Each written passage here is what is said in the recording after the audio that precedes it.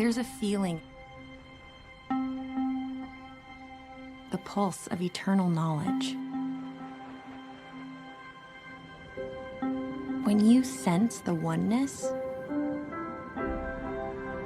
you are with us. We brought life to Earth.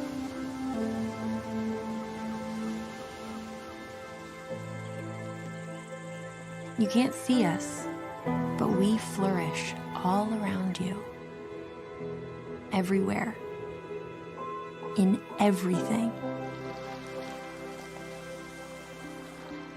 and even inside you, whether you believe in us or not. From your first breath to your last, in darkness and in the light, we are the oldest and youngest. We are the largest and smallest. We are the wisdom of 1 billion years. We are creation. We are resurrection, condemnation, and regeneration. We are mushrooms.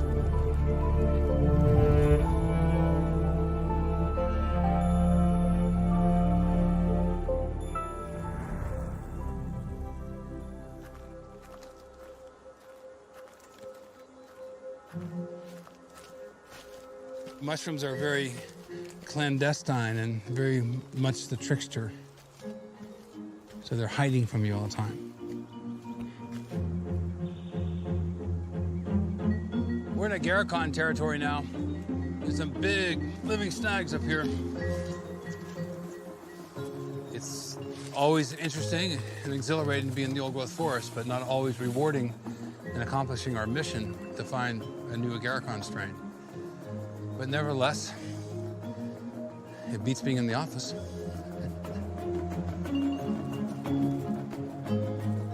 Fungi are the grand molecular decomposers of nature. Now, what does that mean? Well, they break down wood. And here I'm laying in the forest. I haven't peaked yet, but here's a piece of wood laying down on the ground. If I was laying down on the ground and I died, fungi would leap up to recycle me. Well, that's the way of nature.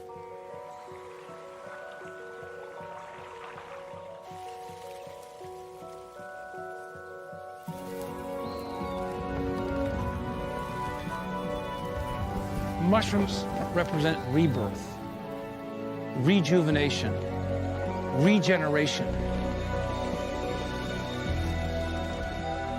Fungi generate soil that gives life. The task that we face today is to understand the language of nature. My mission is to discover the language of nature of the fungal networks that communicate with the ecosystem. And I believe nature is intelligent.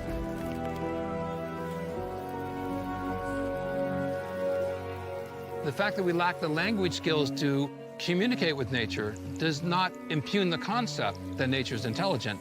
It speaks to our inadequacy for communication.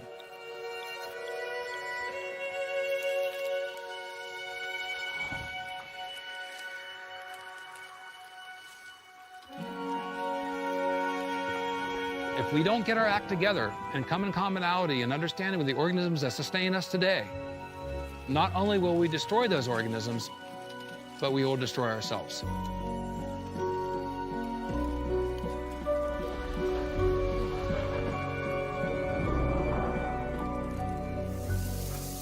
Mushroom is not like a vegetable, and it's not like an animal, but it's somewhere in between. The fungus is its own kingdom altogether.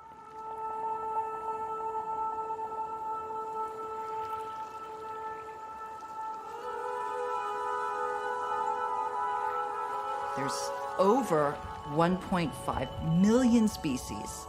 That's 6 times more than plants.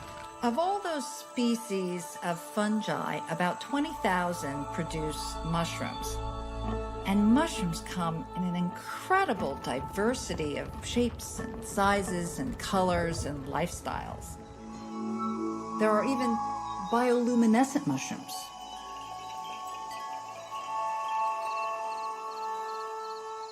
A lot of people are afraid of mushrooms. People associate mushrooms and fungi, mold, with death and decay, which makes sense. There's a lot of fear because of fungi's role in the cycle of life. They decompose dead and dying organisms and move all those nutrients back into the cycle. They kind of are at the very end of stuff, but they're also at the beginning. Once you start working with mushrooms, you get drawn in. A really important difference between plants and fungi is that plants have evolved to catch your eye. When a tomato gets red, it is saying, hey, I'm ready, come get me. The mushrooms don't give a shit. They're doing their own thing. And a lot of them are hiding. Every time you pick up a mushroom, you are faced with the omnivore's dilemma. Do I know enough to eat this? Should I eat this? Will this kill me? And that's one of the reasons why people are freaked out about mushrooms, because, yeah, there are ones that can kill you. There are some that'll take out your liver or your kidneys. But to be honest with you, there's berries in the woods that can kill you too. So it's really a matter of knowing your mushrooms. There's a huge subculture of mycophiles, of people who are fascinated with mushrooms. They hunt mushrooms together and they eat mushrooms together, and they're sort of bloated pleasure seekers with a scientific bent. Really my kind of crowd. This is a tricholoma. Grifola frondosa. This is Cortinarius lordogriseus. Agaricus bisporus. That's a Cladonia lichen. So I started attending these festivals and forays and learning more and more. It changed the way I saw everything. Mushrooms actually were the window by which I came to understand nature in a deeper way. If we didn't have fungi, we would get this buildup of plant matter that would choke the earth. I mean, they really are the key. They break down plant life and make it usable for new plant life and for animal life. They are the digestive tracts of the forest. One of the lifestyles of fungi is the decomposers, called saprobes, or rotters, if you want. The yeasts and molds used in making beer and wine and cheese are all saprobes. That's actually a penicillin mold in Gorgonzola and Roquefort. Bourbon is fungi-fermented corn. But this ability to break things down is a talent, if you will, that can be harnessed to help us deal with some of our problems like pollution. These rotters, they can break down anything that's natural. That's what they've evolved to do. Anything that's hydrocarbon-based. So that includes stuff like oil spills, pollutant problems. That's kind of the truth of it. I was a part of this experiment. There were 4 piles saturated with diesel and other petroleum waste. One was a control pile. One pile was treated with enzymes.